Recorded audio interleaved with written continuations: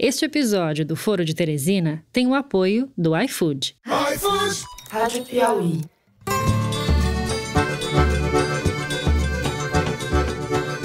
Olá, sejam muito bem-vindos ao Foro de Teresina, o podcast de política da revista Piauí. Conversei com duas autoridades de supermercados, o preço chega para eles e eles estão se empenhando para reduzir o preço da cesta básica. Não vamos interferir no mercado de jeito nenhum. Eu, Fernando de Barros e Silva, em minha casa em São Paulo, tenho mais uma vez o prazer de conversar com os meus amigos. Malu Gaspar, no Rio de Janeiro. Fala, Malu. E aí, gente, tô aqui numa vibe 80s, Fiscais do Sarney, com a minha telinha de Fiscais do Sarney. Ela sempre inventa. É claro que eu vou seguir apoiando o combate à corrupção no limite das minhas forças, como profissional e como cidadão, porque é isso que eu espero que todas as pessoas que estão nos ouvindo façam. José Roberto de Toledo, aqui em São Paulo. Opa, Toledo. Oi, Fernando. Eu não tenho fundo, mas eu quero denunciar o fundo da Malu, porque quando esse fundo aconteceu, ela não era nem nascida, tá? É quase como se ela estivesse colocando um afresco na quadro renascentista. Exatamente isso. Vocês vão poder ver no Foro Privilegiado, que a gente publica um pouquinho antes do programa ir pro ar, que são as imagens, onde Malu e seu fundo brilham. E Bernardo Esteves, em Minas Gerais. Bom dia, Bernardo. Oi, Fernando. Oi, pessoal. Ainda não sabemos o quanto o cronograma previsto para o desenvolvimento da vacina da AstraZeneca está impactado em razão da suspensão dos testes. É preciso aguardar e avaliar. Bom, antes de passar para os assuntos da semana, rapidamente, eu quero deixar aqui meu agradecimento de coração a todo mundo que me escreveu, desde que eu anunciei no programa passado que estava com Covid. Em resumo, eu tô sem sintomas desde o fim de semana, a caminho da recuperação plena. Então, se eu acreditasse em Deus, eu diria que as orações de vocês funcionaram. Muito obrigado pelo carinho. Bom, gente, além disso, eu queria pedir antecipadamente desculpas a vocês, porque o áudio da Malu teve problemas técnicos e talvez a voz dela não saia com tanta qualidade como a dos demais participantes. Dito isso, eu passo direto para os temas da semana. A gente vai abrir o programa falando da disparada do preço dos alimentos nas últimas semanas e como isso está impactando a economia e as políticas sociais do governo Bolsonaro. Em seguida, no segundo bloco, nós vamos falar sobre o desmonte da Operação Lava Jato e dos novos capítulos da guerra que se instalou dentro da Procuradoria-Geral da República por causa da força-tarefa. Por fim, no terceiro bloco, a gente fala da suspensão dos testes com a vacina da farmacêutica AstraZeneca, depois que um paciente reagiu mal ao medicamento. É isso, vem com a gente.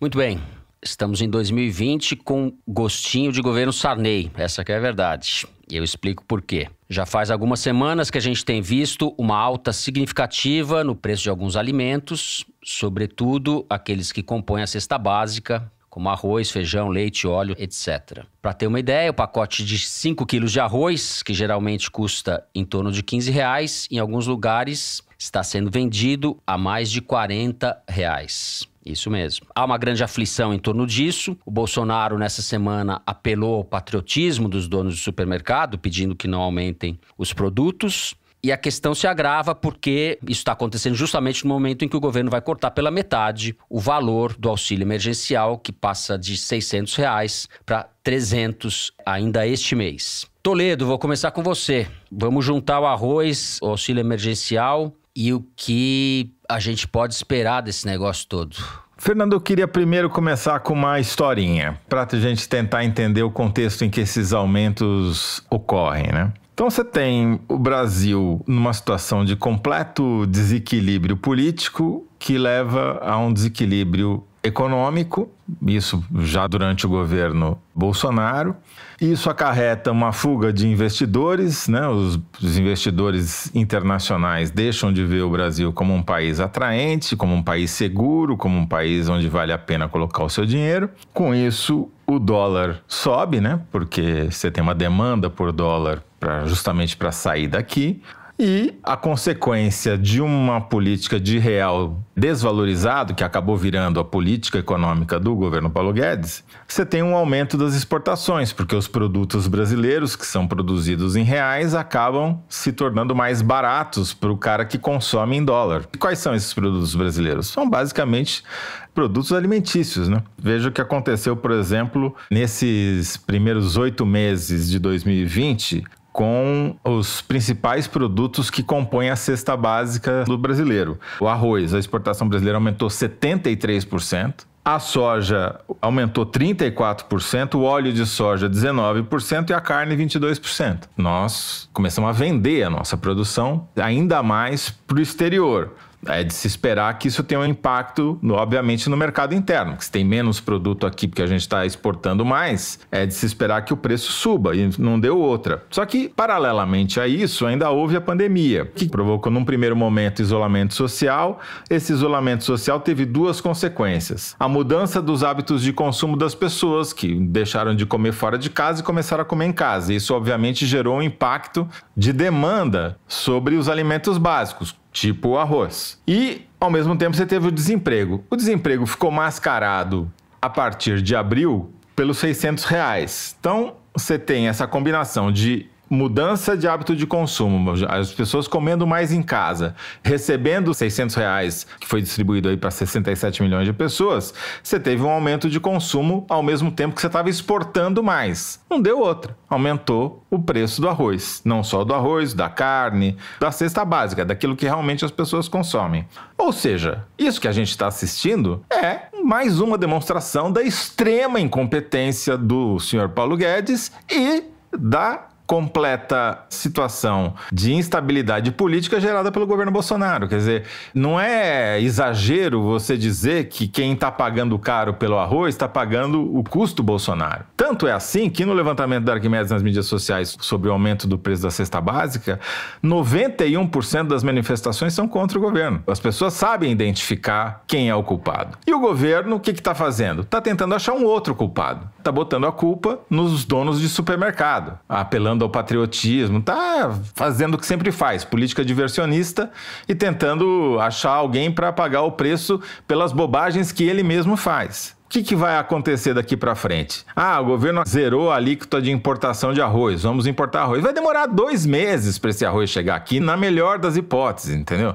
Não vai ter impacto imediato. Isso é outra medida diversionista, mas não resolve o problema de quem precisa comer amanhã. O problema de quem precisa comer amanhã vai estar agravado porque, em vez de R$600, vai receber 300. E se o preço aumentou, significa que vai comer menos, porque vai poder comprar menos, entendeu? Então, esse que é o drama. E daí eu vejo muitas análises dizendo assim, mas o impacto na inflação é minúsculo, tivemos até deflação outro mês, cresceu pouquíssimo.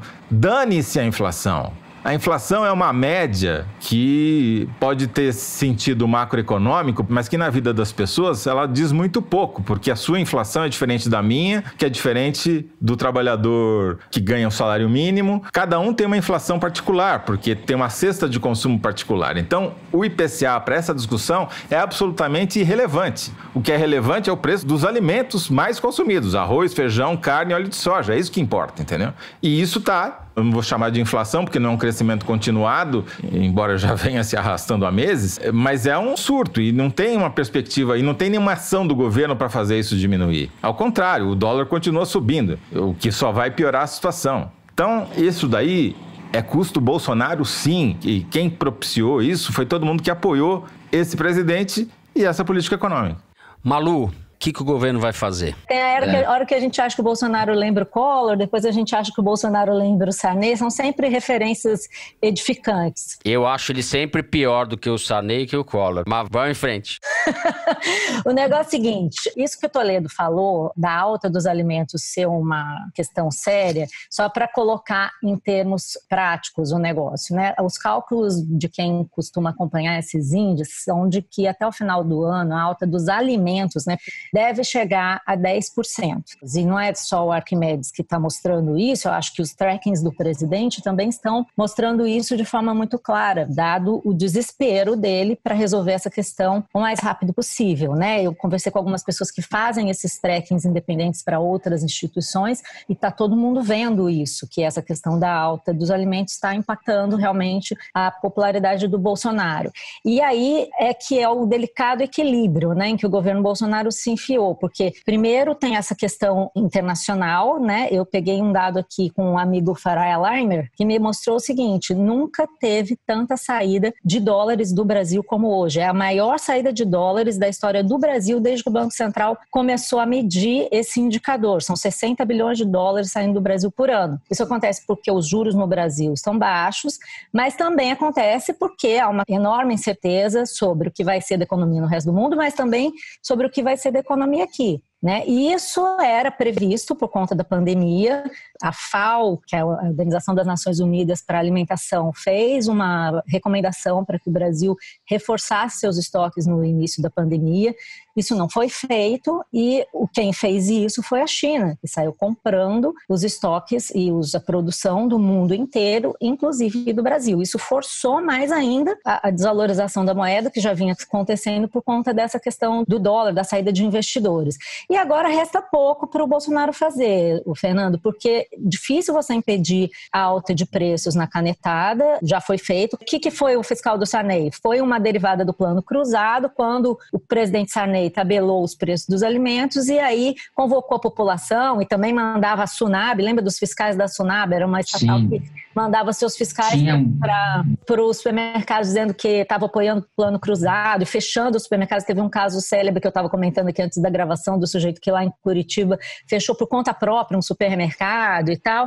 E isso, na nossa memória, que nós que somos muito bebês, mas temos a nossa consciência política desde o berço, né, por isso que a gente lembra, também evocou ecos terríveis na memória dos donos de supermercado. Não foi outra coisa que eles foram fazer ontem, na reunião com o presidente Bolsonaro, senão tentar acalmar os ânimos, porque internamente entre eles se temia isso. Eles sabem o que é o bolsonarismo e os factóides que o bolsonarismo pode criar. Havia um absoluto pânico de que o Bolsonaro ou algum desses minions das redes sociais, com medo justamente desse problema de popularidade, dessa péssima repercussão que está tendo essa alta de alimentos, incentivasse as pessoas a irem para os supermercados. Então o que está vendo agora é um embate muito interessante entre essa coisa arcaica de tentar tabelar preço, de tentar convocar o patriotismo dos donos de supermercado, como se os caras não vivessem de lucro, contra esse blá blá blá liberal do Paulo Guedes, que de fato não sabe o que fazer com essa situação.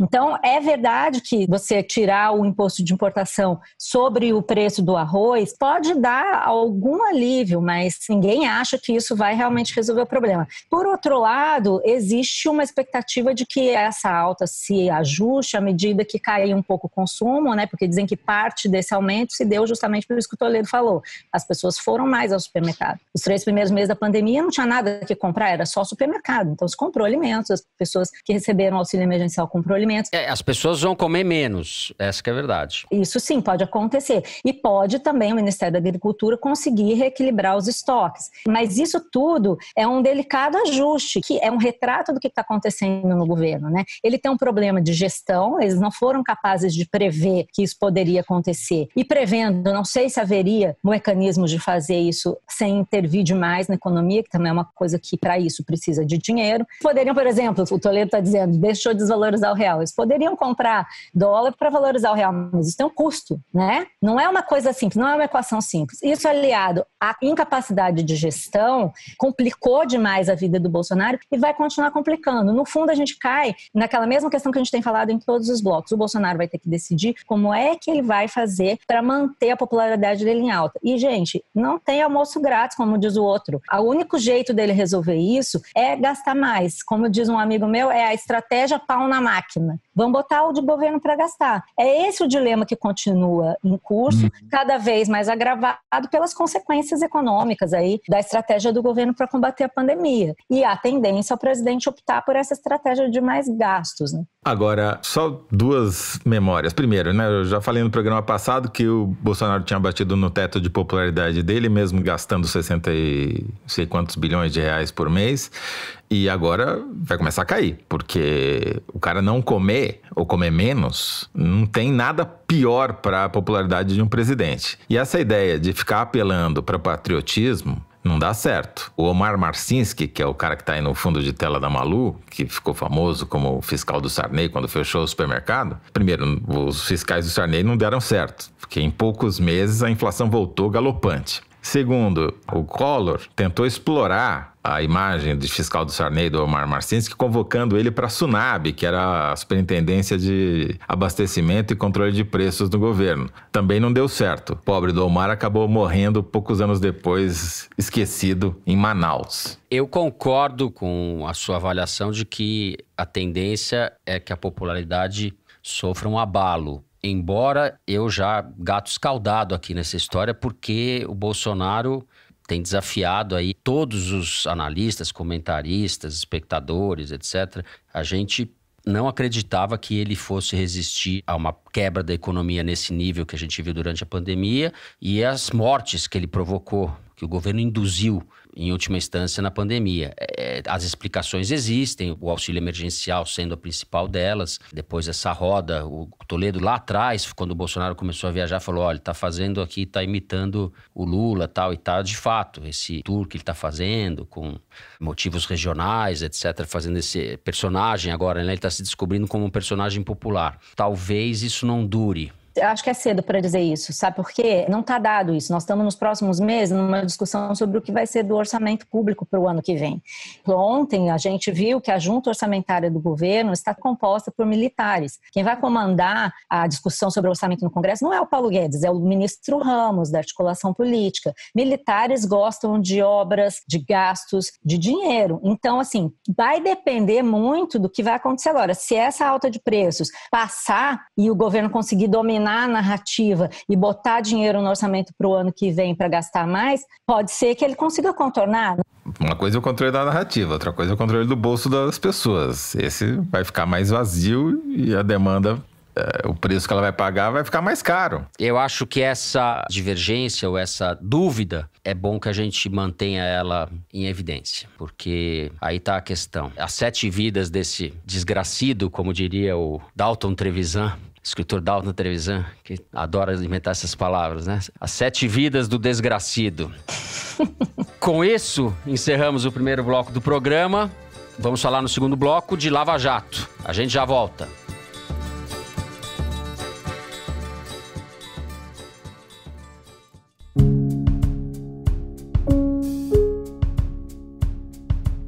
Quando um pedido é entregue por um entregador parceiro do iFood, o cliente pode dar uma gorjeta pelo aplicativo como mais uma forma de reconhecimento. Nos meses de abril e junho, o iFood repassou o valor das gorjetas em dobro para os entregadores.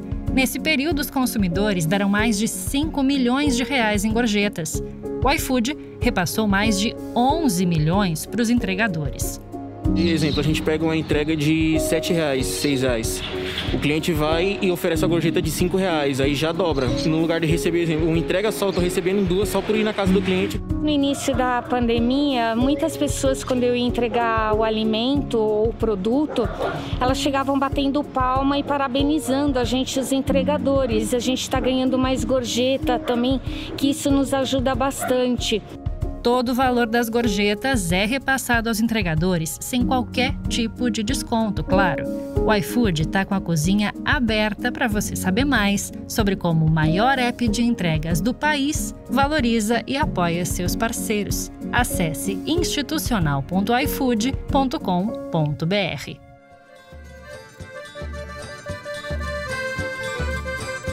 Muito bem, não é de hoje que se fala da crise ou da morte da Lava Jato, Esse assunto tem sido recorrente nas últimas semanas. Nós já falamos também aqui no programa, há um racha hoje dentro da Procuradoria-Geral da República. De um lado, o Procurador-Geral Augusto Aras, de outro, os integrantes da Lava Jato. Nos últimos dias ou nas últimas semanas, a operação sofreu uma série de reveses. O Deltan Dallagnol, o procurador, que é uma espécie de garoto propaganda da Lava Jato, saiu da operação alegando motivos pessoais, ele que tem contra ele várias reclamações disciplinares a respeito da conduta dele. Houve também uma renúncia coletiva de alguns procuradores da Lava Jato em São Paulo. Enfim, isso caracterizaria um desmonte em curso.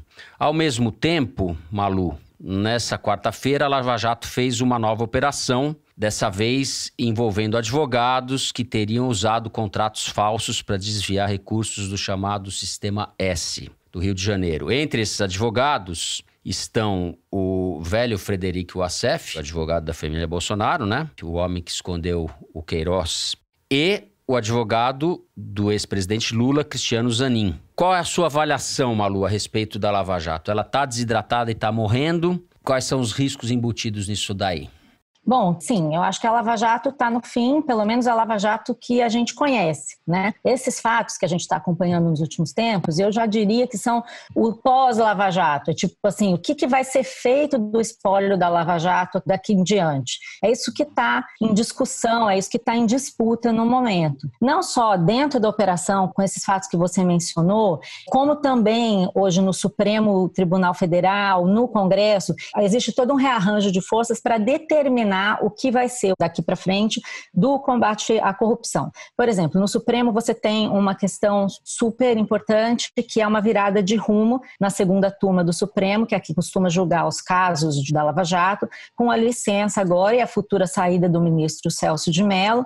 Dizem que quem vai entrar no lugar é o ministro Dias Toffoli. Então, nessa turma, são 5 ministros, costumava dar sempre votos de 3-2 a favor da Lava Jato. Com a saída do Celso de Mello, está sempre empatando, empate a favor do réu, e com a entrada de mais algum outro ministro, dependendo de quem for, a tendência é isso virar, e aí as decisões favoráveis à Lava Jato podem ser revertidas, ou a Lava Jato pode ter muito mais derrotas no Supremo. No Congresso há uma disputa e uma pressão para que se vote nos próximos meses a questão da PEC, da emenda constitucional, que estabelece a prisão em segunda instância, se realmente o réu deve ser preso ou não a partir da condenação em segunda instância. Então, tudo isso se soma a um momento de declínio, que eu acho que começou, declínio em termos de popularidade, quando esse jogo contra a Lava Jato virou, no momento em que o Sérgio Moro foi para o governo Bolsonaro. Dali em diante, ficou claro, primeiro, que o Sérgio Moro estava colocando a ambição política em primeiro lugar, depois veio a Vaza Jato,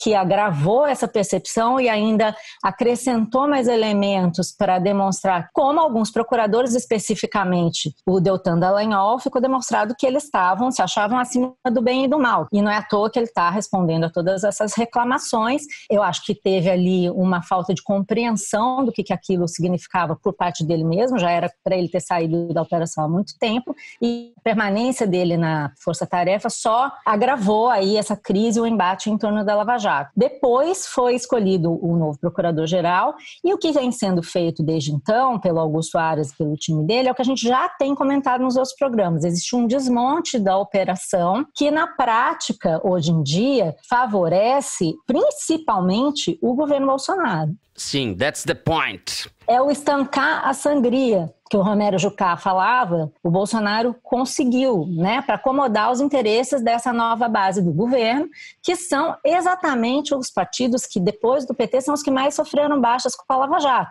O PP, por exemplo, partido do líder do governo Ricardo Barros, Pedro Correia, Luiz Argola, todos membros do PP que foram presos. Na verdade, é esse pessoal que está mais comemorando e mais feliz com esse desmonte institucional, né? Tem PL do Aldemar da Costa Neto, setores do PMDB, vamos lembrar que o Fernando Bezerra, também líder do governo no Senado, todo esse pessoal se juntou em torno do Bolsonaro porque viu ali a chance de estancar a sangria. E é um trabalho que tem sido feito de forma determinada e metódica. E que, no final, vai dar justamente no desmonte de um arcabouço institucional que, ironicamente, foi construído no governo do PT, né? O fortalecimento do Ministério Público, o fortalecimento da Polícia Federal, a Lei Anticorrupção de 2013, aprovada pela Dilma, enviada pelo Executivo para o Congresso Nacional, que foi o que proporcionou todas essas delações premiadas, né? Essas mudanças foram que propiciaram a Lava Jato acontecer. Porque a gente aqui, que é velho, que está cobrindo isso há muito tempo, eu cubro corrupção desde que eu comecei na carreira. Eu entrei no jornalismo no governo Fernando Henrique. E o que a gente via antes? O que eu vi como observadora, no caso, por exemplo, da CPI do orçamento, depois no início do governo Fernando Henrique? O que havia, o que sempre houve, foram denúncias que vinham à tona e os políticos diziam: é tudo intriga, é perseguição, é justiçamento. E agora, o que a gente está vendo, parece que eu estou vendo um déjà vu. É óbvio que a Lava Jato teve erros, mas a pretexto, nós já falamos sobre isso aqui, eu posso falar mais ainda, mas a pretexto de coibir esses erros, existe essa cilada narrativa em torno de que existe um lavajatismo. E o lavajatismo é tudo que possa parecer que vai prender um político. Claro que existe uma extrapolação, existe tudo isso que a gente já falou, mas agora virou uma desculpa para você eximir as pessoas de culpa. Então faz operação em cima do Serra, lavajatismo, faz operação em cima do Eduardo Paes, lavajatismo, faz operação em cima do Witzel, lavajatismo, hoje é o Crivella, é tudo lavajatismo. Então vamos soltar o Queiroz, porque é lavajatismo. Então acho que a gente tem que aprender a fazer a diferença, porque senão a gente vai cair na cilada de voltar décadas no tempo, para o tempo em que havia escândalo na privatização das estatais no governo Fernando Henrique e ninguém conseguia prender ninguém. Na época da CPI do orçamento, em que havia escândalos de corrupção, ninguém conseguia prender ninguém. CPI do orçamento, a Malu tá falando de 1993. Bom, deixa eu saber do Toledo se tá todo mundo feliz com essa história aí, Toledo. Não, a pergunta é, a Lava Jato vai acabar? A Lava Jato não vai acabar. A Lava Jato, ela vai continuar e vai radicalizar no que ela tem de pior. A Lava Jato está se bolsonarizando, ou seja, ela vai virar um instrumento de ação política contra os adversários do governo. Essa que é a questão. O governo está fazendo uma jogada muito inteligente. Ele está se apropriando do combate à corrupção para não ter os seus membros investigados. Quando você muda o foco e vai investigar fulano, você está deixando de investigar quem precisa ser investigado. O Flávio Bolsonaro, a família Bolsonaro, a milícia, os cancros mais profundos e terríveis para o Brasil, né?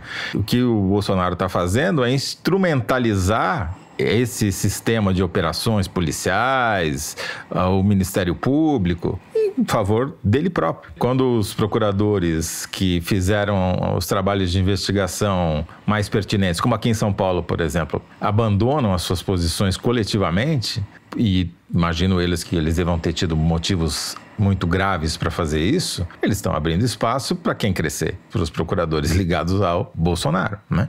E o Bolsonaro está fazendo isso até simbolicamente. Ele está claramente promovendo um processo de morização do Bretas, né? Do juiz Bretas, do Rio de Janeiro. Boa expressão essa. Que passou a se tornar o grande símbolo do combate à corrupção. É o cara que manda, hein? Foi ele que deu a ordem para entrar lá nos escritórios dos advogados. E daí você dá uma no cravo e na ferradura, ou seja, no Vacef e no advogado do Lula, para fazer de conta que tem algum tipo de equidistância nas ações. Mas, obviamente, não tem, né? Essa altura do campeonato, todas essas decisões estão muito marcadas pela suspeita, sabe? As instituições encarregadas do combate à corrupção e de fiscalização estão sendo contaminadas realmente pelo Bolsonaro.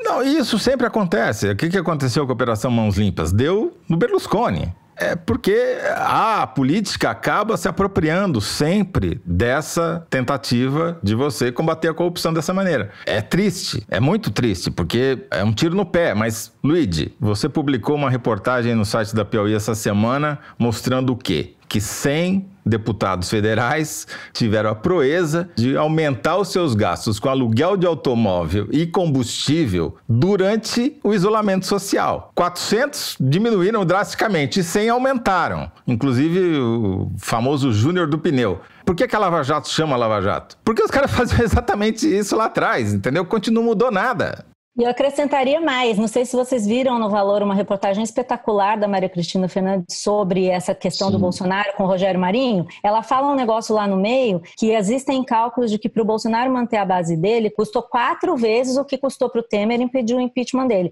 Gente, esse custo não é a gente que está pagando, né? Eu concordo com você nesse ponto, a única coisa que eu acho é isso, quando a gente começa a dizer que combater a corrupção desse jeito, se não for desse jeito, é de que jeito?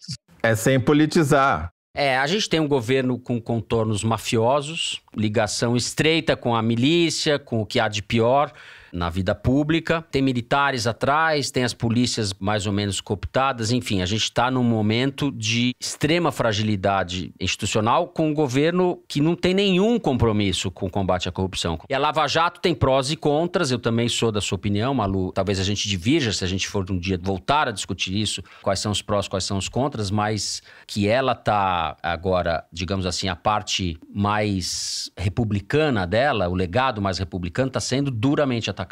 Eu acho que a gente tem que ser capaz de expurgar coisas como os abusos cometidos por Moro, Deltan e tal, e deixar a Lava Jato. O avanço institucional que aconteceu não pode ser perdido. Porque a única coisa que pode, por exemplo, impedir que um abuso cometido pelo Moro ou pelo Deltan permaneça, e também um abuso cometido agora pelo Augusto Aras permaneça, é que se sigam as regras. Eu não acho que as regras são ruins. O problema é, concordo com o Toledo, existe uma politização, mas o problema não é a regra. O problema é como as pessoas seguem essa regra, como elas burlam a regra e como elas montam ciladas para que as outras caiam nesse discurso fácil, entendeu? Agora hoje fizeram uma apreensão sobre o Crivella, é lavajatismo? Vamos ver caso a caso onde que está o abuso e vamos trabalhar no caso concreto, é isso que eu acho. A questão política central, eu concordo bastante com o que disse o Celso Rocha de Barros, colunista da Folha, na segunda-feira. Ele sugeriu, falando sobre justamente o final da Lava Jato, ele falou, para saber se uma pessoa é de esquerda ou de direita, hoje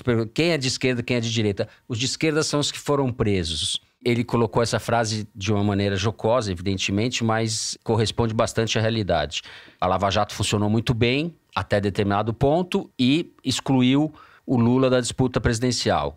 Agora, a gente está vendo uma acomodação da pior espécie sob o Bolsonaro. O Bolsonaro está tendo muito sucesso na política de bolsonarização da Lava Jato. Se você pega as manifestações nas mídias sociais, tem uma trinca. Antigamente era 2/3 a favor e 1/3 contra, basicamente a esquerda. Agora você tem o mesmo terço da esquerda lá e você tem os outros 2/3 divididos entre os bolsonaristas e os lavajatistas históricos, digamos assim, mais ligados ao Moro, que estão meio perdidos, sem saber para onde ir. E os outros estão se apropriando da marca. É muito pior do que acabar a Lava Jato, é o governo se apropriar da Lava Jato e usá-la como instrumento político eleitoral, que é o que eles vão fazer. A marca é a mesma, que é o princípio do combate à corrupção, que foi uma das coisas que elegeu o Bolsonaro. Embora seja uma arma contra os adversários, ou de chantagem para atrair aliados. Bom, com isso a gente termina o segundo bloco, vamos direto para o terceiro, falar de Covid e de vacinas. Vem com a gente.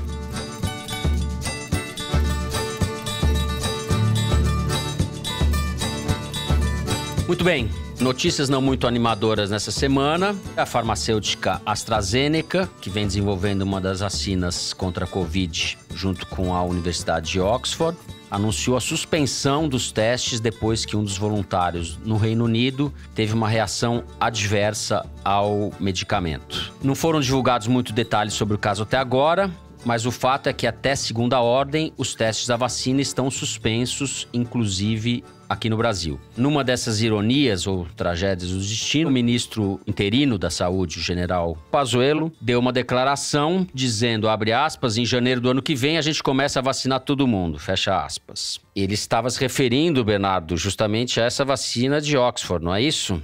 Total dessintonia com o que estava sendo revelado. O que a gente deve tomar como saldo desse episódio é uma ducha de água fria, né? Não necessariamente, Fernando. Acho que a primeira coisa que a gente deve dizer sobre a interrupção desses testes é que não é necessariamente uma notícia ruim. Pelo contrário, até a depender do prisma pelo qual você olhar para essa notícia. Interrupções como essa são relativamente corriqueiras no desenvolvimento de vacinas. Esse tipo de evento acontece, a gente só não ouve falar.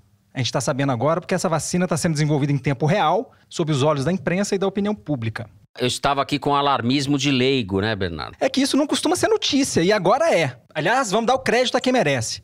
O furo da suspensão dos testes é do Stat News, um site americano de notícias sobre medicina e saúde. E eles continuam em cima dessa história, trazendo mais detalhes. A primeira reação que a gente devia ter com essa notícia é de alguma tranquilidade, porque ela mostra como quem está fazendo a vacina está preocupado com a segurança e não com a urgência de colocar um produto no mercado, como é o caso do general Pazuello. A suspensão dos testes é como um fusível que queima, e agora a gente vai olhar para o circuito para entender o que é que está acontecendo. E o que a gente já sabe? Tem uma paciente no Reino Unido que apresentou sintomas neurológicos que são compatíveis com um tipo de mielite, que é uma inflamação da medula espinhal. E essa mielite transversal pode, ou não pode, ter sido provocada por uma infecção viral e pode, portanto, estar associada à vacina. Os testes foram suspensos enquanto os pesquisadores vão tentar entender se essa reação está envolvida ou não com a vacina e vão ser retomados, caso eles concluam que seja por algum outro motivo.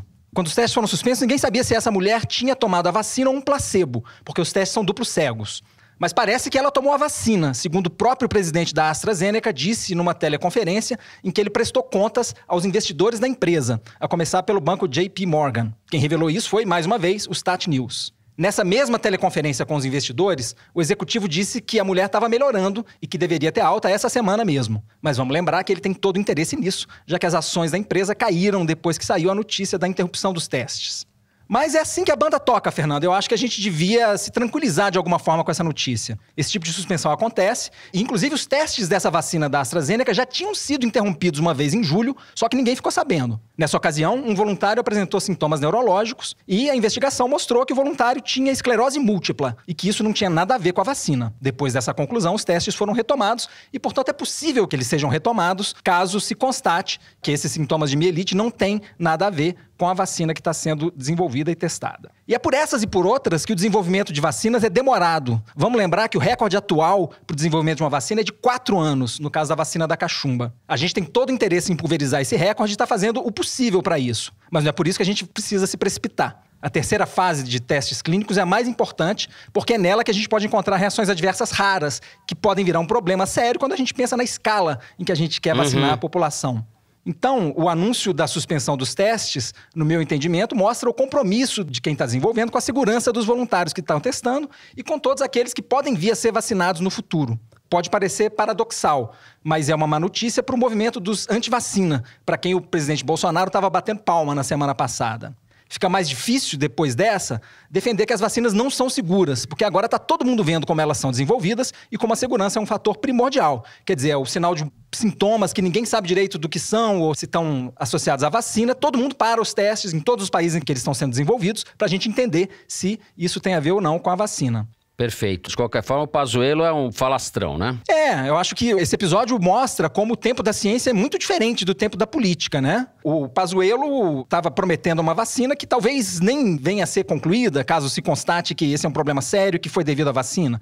Então, realmente, assim, a gente tem que saber desses detalhes para poder julgar declarações como essa. Mas ele não está sozinho, né, Fernando, o Pazuello? O Ministério da Saúde russo anunciou essa semana que a vacina do Putin está liberada para a população, mas a fase 3 dos testes clínicos ainda está em curso. E, aliás, os resultados das fases 1 e 2, que foram finalmente publicados recentemente, estão sendo postos em questão. Tem gente que está enxergando sinais de fraude nesse artigo. Então, alto lá. Imagina se surgem nessa vacina russa sintomas, enfim, reações adversas que podem estar ligadas a ela e o Putin está querendo vacinar a população. A fase 3 vai ser feita em Curitiba, em todos esses lugares brasileiros que estão comprando a Sputnik 5 sem ter a mínima noção se ela funciona e se ela faz mal. Pois é. E do mesmo jeito, o Trump nos Estados Unidos está querendo acelerar o desenvolvimento de uma vacina. Ele adoraria que tivesse uma vacina distribuída antes das eleições, que vão acontecer em novembro, em que ele vai tentar a reeleição. Então, enfim, o Pazuello não está sozinho, tem companhia ilustre aí nesse triste posto de, enfim, políticos que estão fazendo afirmações sem nenhum lastro, né, na ciência e sem compromisso com o tempo do desenvolvimento das vacinas.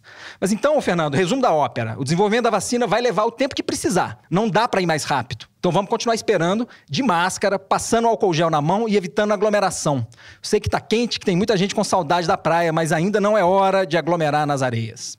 Tá certo. Toledo. A gente fez um Luz no fim da quarentena, que foi ao ar nessa quinta-feira pela manhã, em que o Fernando Reinach explica muito bem, detalhadamente, como é que funciona a fase 3 e como é que foi no caso dessa suspeita de mielite transversal. Mielite transversal é quando essa inflamação pega os dois hemisférios do corpo humano, do lado direito e do lado esquerdo, porque uma das causas de mielite é justamente infecção, pode ser infecção viral. E como essa vacina específica da AstraZeneca, desenvolvida pela Universidade de Oxford, ela usa um adenovírus de chimpanzé atenuado como instrumento para carregar as proteínas, a spike protein, famosa spike protein, né? Que é aquela proteína que fica na lancinha do coronavírus, e provocar uma reação imune do organismo, eles têm que investigar esse paciente e ver se existe alguma relação entre esse adenovírus da vacina com a mielite transversal que ela apresentou. Por que demora? Porque todo paciente, imagina, você está testando 30 mil pessoas, né? Se um desses caras tem um evento de saúde, tem um AVC, vamos dizer assim, tem que parar e ver, mas esse AVC tem conexão com a vacina ou não? Entendeu? Então dá muito trabalho, por isso que demora tempo. Por isso que é ridículo e eleitoreiro governadores, ministros, presidentes ficarem anunciando data para vacinação em massa, porque eles não sabem, efetivamente eles não sabem nenhuma. Eles estão chutando mais do que qualquer um, entendeu? É um uso eleitoreiro e politiqueiro da pior espécie. Agora, você prefere tomar a vacina dos pesquisadores que param os testes quando acontece um evento como esse, ou da vacina russa que mal publica os resultados e libera antes de terminar a fase 3? Eu não tomo a vacina russa, de jeito nenhum. Essa, se vier passar da fase 3, eu vou ter mais confiança para tomar. Agora, a russa, eu não tomo. Eu sigo você, Zé. Doutor Toledo. Não, longe disso. Mas, enfim, a gente, no Brasil, está caminhando fortemente para chegar na imunidade de rebanho, na imunidade coletiva, por incompetência, porque a doença continua se espalhando, né? Continua se espalhando, as medidas de isolamento foram todas para o espaço, não adianta nem olhar mais índice, não existe mais índice de isolamento, só continua fechado o quê? Parque aos domingos, aos finais de semana e as escolas, é isso. O resto acabou, né? Tudo que fez lobby para abrir, no caso das escolas, como tem lobby dos dois lados, tá um impasse, mas as pessoas não voltam a consumir, você não volta a frequentar bar, você não volta a frequentar restaurante só porque liberou. As pessoas continuam com medo, então essa falta de percepção de que você precisa de uma política pública integrada, conscienciosa, para ter algum tipo de luz no fim do túnel, no fim da quarentena, para fazer um trocadilho infame, é que irrita mais, entendeu? O cara fica preocupado em anunciar que vai ter vacinação em janeiro, sabendo que ele não sabe nenhuma sobre isso. Não, então, sobre politicagem, me falaram nos bastidores do governo que essa fala do Bolsonaro da semana passada sobre a vacina, quem quiser tomar que tome, encampada depois pela SECOM, não foi só porque eles queriam dizer que é uma política liberal e que cada um faz o que quiser com o seu corpo, mas sim por causa da possibilidade de a vacina de São Paulo sair antes da vacina de Oxford, né, que é da Fiocruz, que haveria dentro do governo um temor de que isso acontecesse, então seria uma coisa assim, se você quiser tomar, que tome, não é comprovado, os testes, lembra que ele fez uma declaração sobre isso? Já preparando um discurso de descredibilização da vacina do outro. Esse passo da AstraZeneca complica um pouco a situação, né, Bernardo? Porque se realmente for cancelada a vacina, o Bolsonaro fica sem as vacinas que ele comprou, e aí o Dória em São Paulo pode sair na frente na corrida no ano que vem. E o Bolsonaro, antes disso, já tinha levantado suspeita sobre a vacina pelo simples fato dela ser desenvolvida na China, né? O Bolsonaro está totalmente desalinhado, desde o começo da pandemia, né? Com o que vem dizendo os cientistas.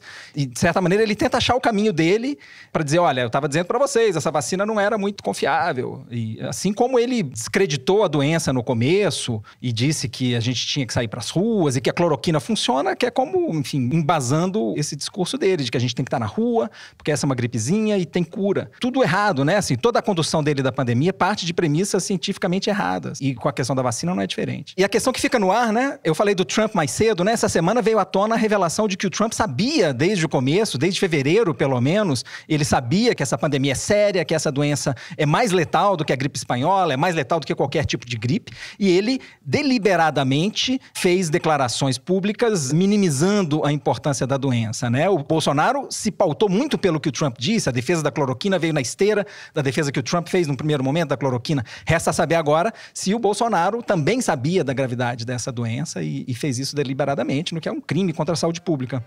Muito bem. Encerramos assim o terceiro bloco do programa e vamos passar agora para o Kinder Ovo. Na semana passada, o Bernardo representou muitíssimo bem a ala dos jornalistas científicos, digamos assim. E desbancou o Malu Gaspar, levou o troféu para casa. Como diria o Cabo Daciolo, glória a Deus, glória a Deus. Vamos lá, solta o som aí, Luigi. Eu sou muito grato a ter sido galã ou a ser galã, seja lá o que for. Mário Frias. Eu costumo ser muito agradecido. Eu acertei, falei primeiro, hein? Chama o VAR aí, chama o VAR. Quando a gente, de repente, não consegue aquele emprego que a gente queria, eu costumo sempre agradecer, né? Eu acho que eu fui o galã numa geração, talvez hoje eu não fosse o galã de televisão, né? Não me adequasse a esse pré-requisito aí, talvez hoje eu não fosse esse galã aí, como eu já fui alguns anos atrás. Então, o meu único foco, não sou uma pessoa de ambições políticas, não tenho desejos materiais, sou um cara que saio do trabalho e vou para casa, ficar com a minha esposa. Então, assim, cara, eu me sinto no dever de fazer o que é certo, né? A cultura não tem lados. A cultura, ela esteve do lado errado, né? Ou foi, desculpa, não do lado errado, né? Mas foi utilizada da maneira errada, no meu ponto de vista. É impossível não deixar o Mário Frias chato. Ele é chato, não tem como torná-lo não chato. Eu, como não acertei, fiquei com a sensação de que o Toledo falou antes, mas precisa do VAR, que tem o ombrinho do Toledo ali, o cabelo da Malu na frente. O Bernardo contesta. Nós precisamos de um VAR do Kinder Ovo, hein, Bernardo? Ó, vou dizer, na auditoria dessa corrida, Toledo em primeiro, eu em segundo, Malu em terceiro, hein? Vamos deixar o público decidir. Aí a Malu vai ganhar. Ou o Fernando. É, posso ganhar. Ó, eu aceito qualquer juiz para determinar quem ganhou, menos o Bretas, tá?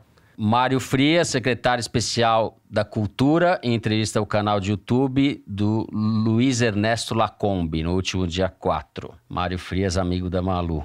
Não, só ia comentar que ele é uma pessoa enfática, né? Quando o Adnet fez a paródia dele, que ele quis xingar o Adnet, ele chamou o Adnet de bobão. Não, mas depois ele ameaçou jogar a Polícia Federal contra alguém que criticou ele. Jogar a Polícia Federal em cima de um cara que fez paródia, sendo que ele é o secretário de Cultura, ou seja, ele não tem ambição, mas podia ter pelo menos uma ambição intelectual, né? Que bueiro, Brasil, que bueiro. Muito bem, depois dessa fanfarronice do Kinder Ovo, esse momento edificante com esse personagem de grande relevância para a cultura brasileira, né? Mário Frias.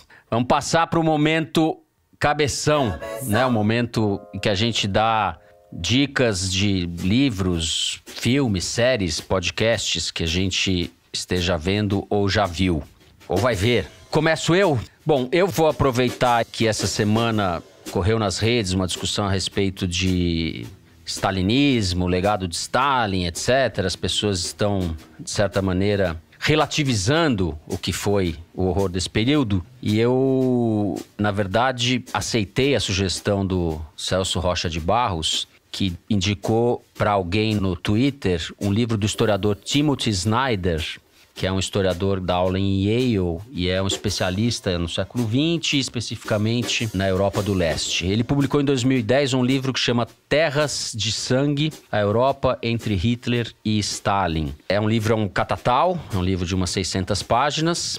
E basicamente ele relata com muita documentação e em muitos detalhes que foram as mortes e o período de horror de Hitler e Stalin. Eu vou ler só um trechinho para vocês. Ele diz o seguinte: dos 14 milhões de civis e prisioneiros de guerra mortos nas terras de sangue entre 1933 e 1945, mais da metade morreu porque não tinham o que comer. Os europeus mataram intencionalmente de fome os europeus em quantidade horrenda na primeira metade do século XX. As duas maiores operações de extermínio, além do Holocausto, A fome ordenada por Stalin nos anos 30 e a fome imposta por Hitler aos prisioneiros de guerra soviéticos no começo dos anos 40 envolveram esse método de extermínio.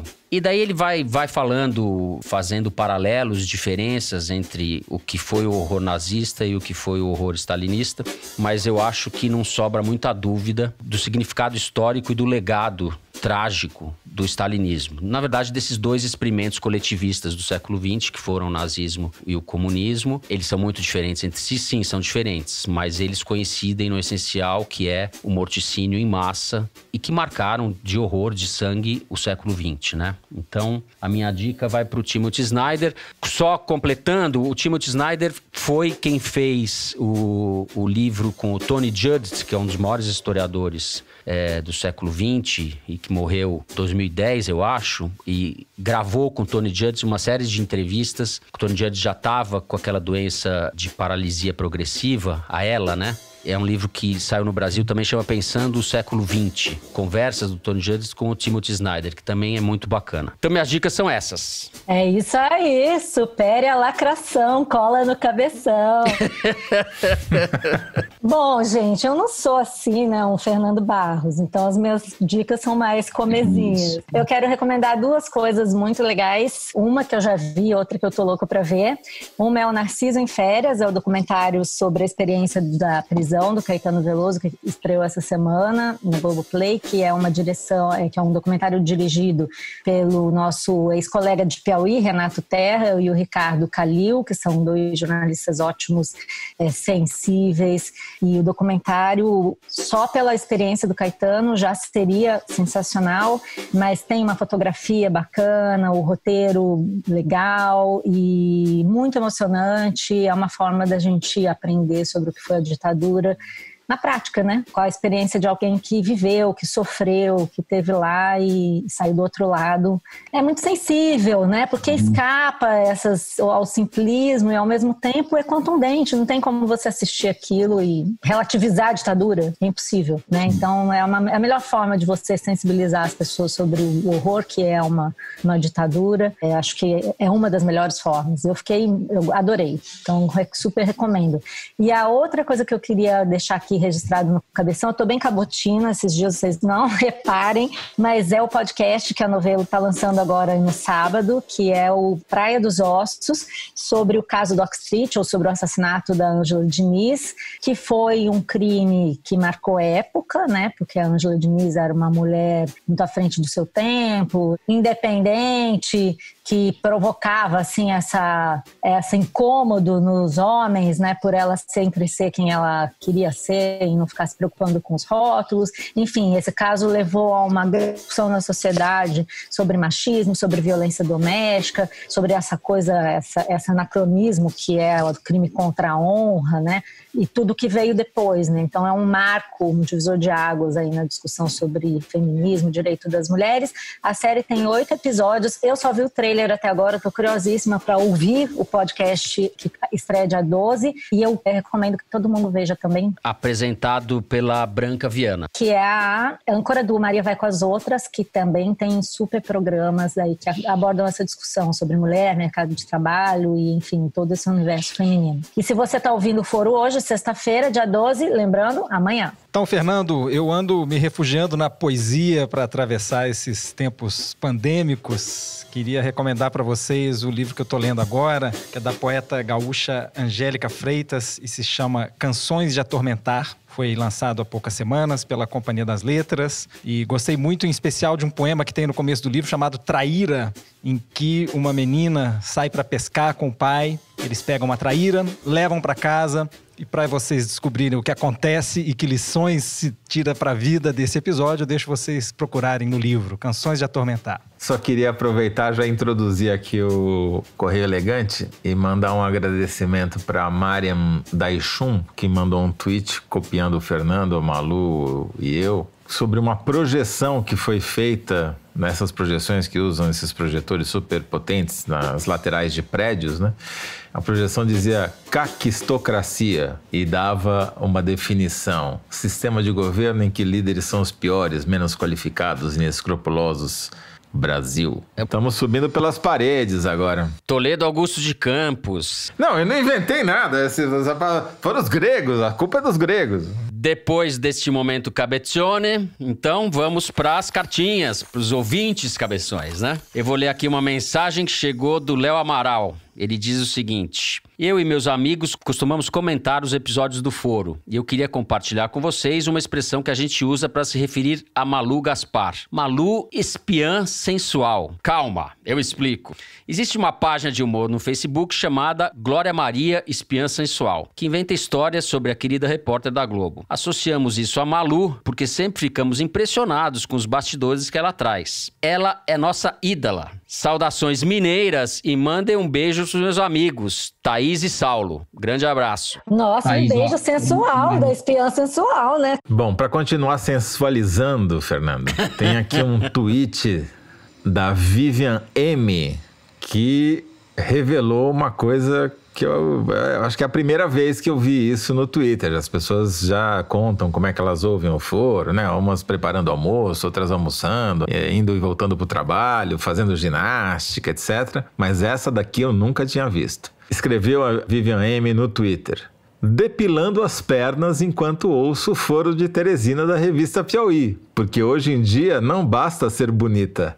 Gostei. Olha só, eu tenho uma mensagem para ler aqui sobre o Kinder Ovo da semana passada, que é do Diógenes Moraes de São Roque. Ele falou assim: na semana passada, pela primeira vez, depois de quase 2 anos ouvindo o Foro, eu acertei o Kinder Ovo do Cabo da Ciolo antes de todo mundo. Fiquei tão emocionado que, mesmo sendo ateu, soltei um sonoro glória a Deus e quase acordei meu pequeno Dante de 2 meses que dormia profundamente no colo da mãe. Um abraço a todos. Gente, pelo jeito, só eu mesmo para errar esse Kinder Ovo, né? E aí eu tenho que mandar 2 beijos. Um para a Joana e para todo o pessoal de Brotas, que o pessoal de Brotas arrasa. Um beijo para ela. E também para o Tai Veroto, que mandou uma mensagem super simpática aqui para nós, dizendo que ele é fã nosso aqui do Foro. Fez uma canção e um clipe para o nosso caquistocrático presidente da República, uma sátira sobre a diversidade de existências. Eu adorei, Tai. Um beijo para você. Mas para fechar aqui a fatura, Fernando, Opa. uma mensagem para você do ouvinte que assina no Twitter como Mano Berg. Fernando, no Foro de Teresina hoje, falando sobre desmanche, fratura social brasileira. Adoro esse vocabulário meio Roberto Schwartz, meio Paulo Arantes. Não entendi nada, mas gostei muito. 5 estrelas. Professor Schwartz, professor Arantes. Muito bem. Não, é só pra gente terminar nosso programa nessa onda vintage, Sarney, anos 70, 80 ali. Eu quero recomendar uma música que eu amo, do Jorge Ben, que é o meu preferido no mundo, em todas as galáxias, que se chama Paz e Arroz. Amor é bom e vem depois. Eu quero paz e arroz. Amor é bom e vem depois.